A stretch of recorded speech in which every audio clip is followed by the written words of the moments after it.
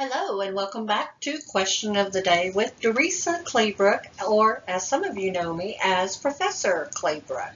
Well, let's get started because today's lesson is a little bit more challenging. It will be over modifiers. Okay, this one is a little tricky here. So and they can be very, very intimidating for a lot of coding students. So what I like to do is first decipher what is going on and break it into categories. Okay, so let's read this together. A 64-year-old female who has multiple sclerosis fell from her walker and landed on a glass table. She lacerated her forehead, cheek, and chin, and the total length of these lacerations was 6 centimeters. Her right arm and her left leg had deep cuts measuring 5 centimeters on each extremity, and her right hand and right foot had a total of 3 centimeters laceration. Well, to remember the rule, I'm going to look for the deepest cuts, and I'm going to look for things that need to have layered closure. So the ED physician repaired the lacerations as follows. The forehead, the cheek, and the chin had debridement and cleaning of glass debris, with the lacerations being closed with 1 layer closure, 6 proline sutures. The arm and the leg were repaired by layered closure, 6 viral or visceral subcutaneous sutures and proline sutures on the skin, and the hand and the foot were closed with adhesive strips. So select the appropriate codes. So when looking at something that is multiple choice, of course, I'm going to try to go the fastest way I can. So I know I do not really need to look up 99-283 with the modifier 25. Now, modifier 25 are typically, you will see those with evaluation and management codes. A modifier 25 means significant, separately identifiable evaluation and management services by the same physician or other qualified healthcare professional on the same day. So what that is telling me is that there's a 25 on here. So something is separately identifiable. So that's like saying, oh, by the way, and we also did this as well. So another code that I really don't have to look up is the 12034 modifier 59. Now, what is a modifier 59? That is a distinct procedural service. So it is distinct. It is different than the normal relationship. And I'll have more on that here in a minute. So if you look at this 99-283, which I'm going to do really quick here, the 99-283, just to have a basis of what it is, these are emergency room visits, and so it says here that they were in the ED, and so it's a 99-283, so that means it's moderate complexity. There again, really do not need to know that information other than just to give you a background of what's going on. Probably the most codes that we're going to need to know for sure and understand is this 12014, and I'm looking in my coding book, 12014. Now, everything is indented in under simple repair of superficial wounds of the face, ears, eyelids, nose, and lips. And then I go to 12014, and that is 5.1 to 7.5 centimeters, which is correct. But if I remember reading correctly, everything was talking about cleaning up glass debris, being closed with 1 layer closure.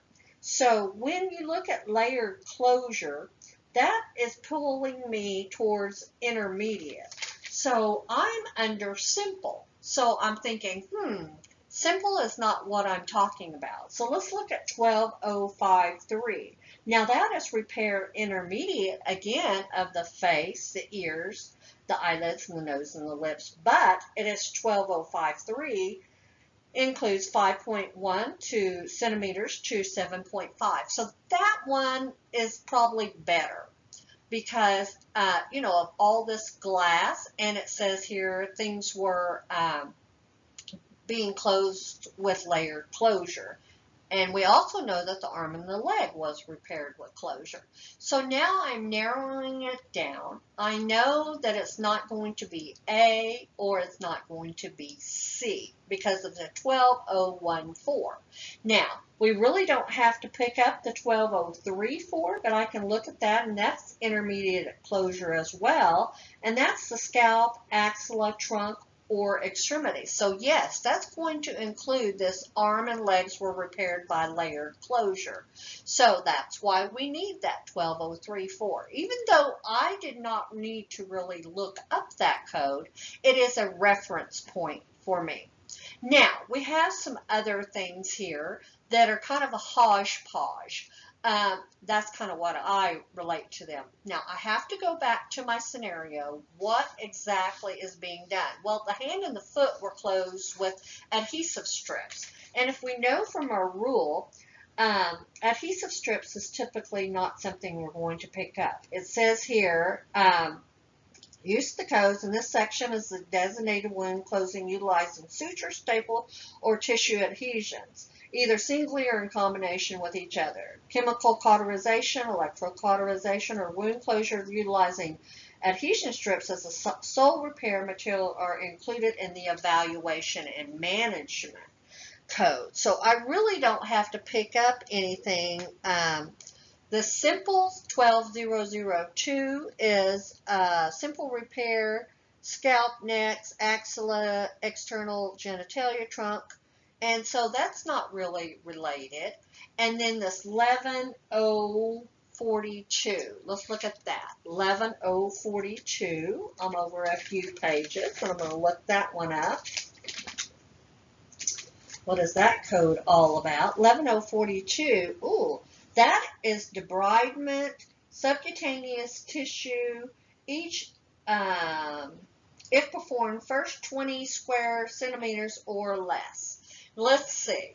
I do kind of remember something about debridement, and it does say the forehead, cheek, and chin had debridement and cleaning of glass. But that is all part of more of a deeper wound. And so that's when you really need to understand, when you go back to looking up intermediate versus simple versus complex. So intermediate includes limited undermining defined as distance less than the maximum width of the defect, single layer closure, heavily contaminated wounds that have required extensive cleaning or removal of particulate matter also constitutes intermediate repair. So everything would be included in that. So that's why I'm not liking that 11042. It is layered closure going all the way down, subcutaneous tissue, superficial, non-muscle, fascia, and in addition to skin, epidural, and dermal closure. So with that being said, it looks like my answer would be D. Okay? So, now let's look at the rationale that AAPC has put together. They are doing the same thing that I suggested. They are wanting you to narrow your choices. Now, the first thing that they did was threw out things that had the adhesive strips. And that is one way that you can work the problem from the smallest issue that you have. Because we have found out, and I shared with you in the previous slide, that adhesive strips is included in the evaluation and management code.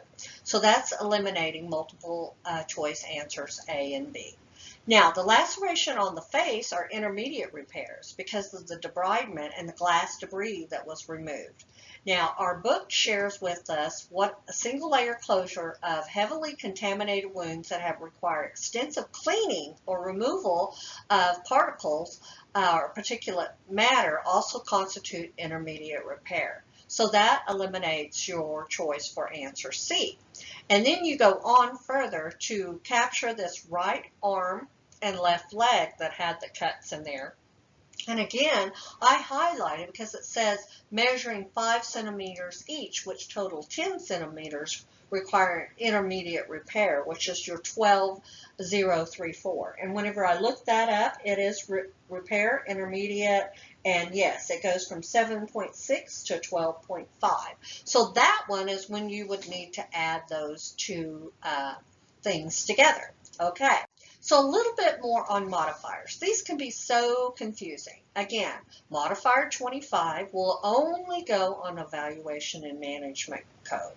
Modifier 59 describes a distinct procedural service that has been performed. So it's like saying, oh, by the way. For example, modifier 59 should be used when coding for a different session, a different procedure or surgery, or in this case, different site or organ system, separate incision or excision, separate lesion, non-contagious lesions in different anatomical regions, or a separate injury. So this all means, just make a little note that modifier 59 really means separated. Just separate things out.